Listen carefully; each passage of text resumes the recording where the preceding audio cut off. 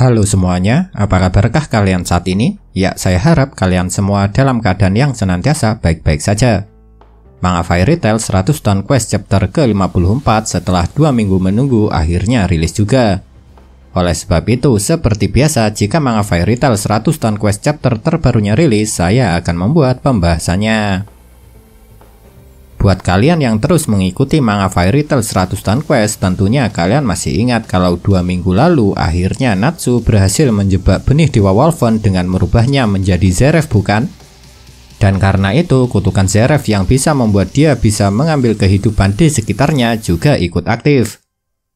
Dan pada chapter kali ini, Wolfen yang telah panik karena sudah berubah menjadi Zeref dan membuat kutukan Zeref aktif akhirnya memutuskan untuk menghilang.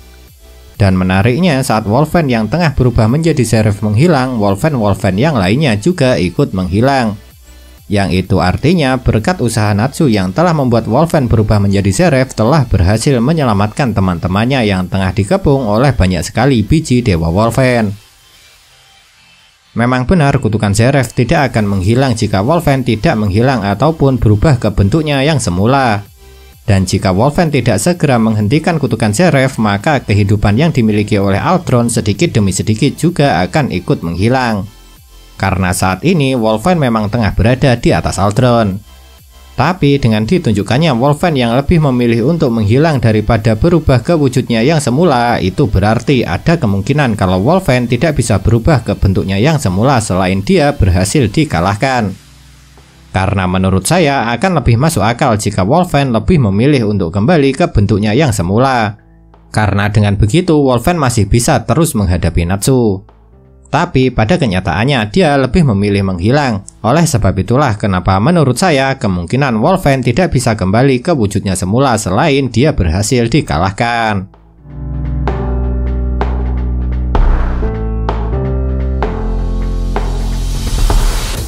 Berkat Natsu yang telah membuat Wolfen berubah menjadi Zeref, pada akhirnya memang telah membuat Wolfen lainnya yang tengah mengepung teman-temannya juga ikut menghilang. Tapi tentunya setelah Wolfen menghilang, Dewa Naga Kayu Aldron tidak akan diam begitu saja dan membiarkan para penyihir Fairy Tail yang dia anggap sebagai musuhnya bebas berkeliaran di atas tubuhnya. Dan menariknya, setelah Wolfen menghilang, sekarang malah muncul benih-benih lain yang dimiliki oleh Aldron. Dan benih-benih lain yang muncul kali ini memperkenalkan diri mereka sebagai Metro, Gears, Doom, dan juga Aldron. Dan menariknya, ternyata kelima benih ini adalah prajurit yang menghuni kelima orb yang sebelumnya telah dihancurkan oleh para penyihir kuil Fairy Tail. Dan menurut penjelasan, kelima benih ini memiliki peran masing-masing.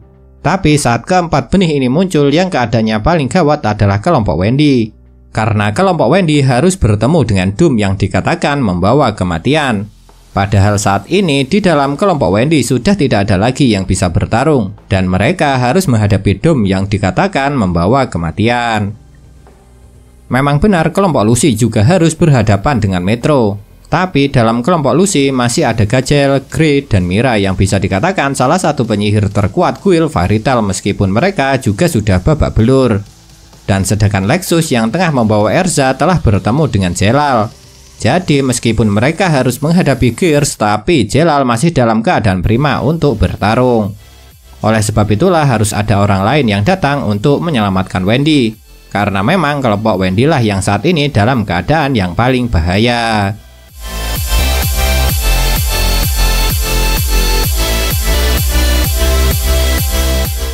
Mungkin kalian ada yang bingung kenapa di pembahasan di atas saya mengatakan muncul benih yang bernama sama dengan Dewa Naga Kayu, yaitu Aldron.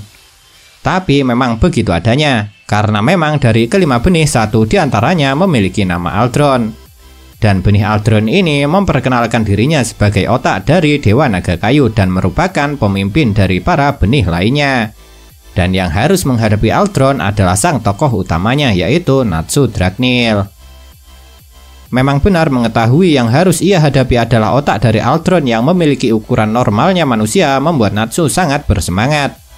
Karena menurut Natsu, kalau musuh yang harus ia hadapi memiliki ukuran seperti normalnya manusia, maka menurut Natsu untuk mengalahkan Aldron bukanlah sebuah masalah. Tapi tentunya meskipun otak Aldron memiliki ukuran seperti manusia pada umumnya, bukan berarti kekuatan Aldron akan lemah. Karena ternyata menurut benih Aldron ini meskipun tubuhnya kecil namun semua kekuatan yang dimiliki oleh bentuk Dewa Naga Kayu yang berukuran sangat besar itu semuanya ada padanya. Yang itu berarti benih Aldron ini sangatlah kuat. Dan benar saja, entah dengan serangan seperti apa, tiba-tiba lengan Natsu sudah terkena serangan dari benih Aldron dan Natsu pun tidak menyadari serangan itu yang akhirnya membuat lengan Natsu langsung terluka. Dan setelah berhasil melukai Natsu, benih Aldron ini pun juga mengatakan kalau Natsu tidak akan pernah bisa mengalahkannya karena Natsu tidak akan pernah bisa untuk menyentuh benih Aldron ini.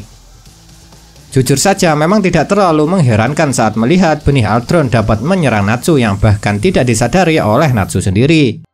Karena benih Aldron memang mengatakan kalau kekuatan Dewa Naga Kayu sepenuhnya memang berada pada dirinya.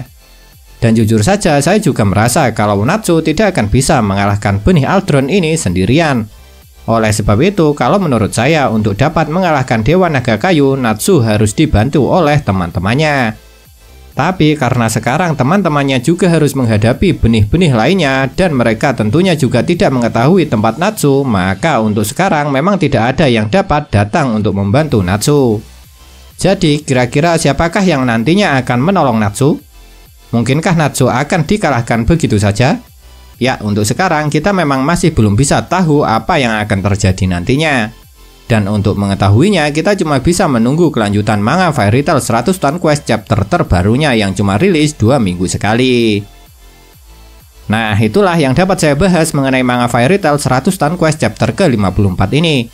Kalau menurut kalian, kejadian manakah yang paling menarik? Tinggalkan komentar kalian ya.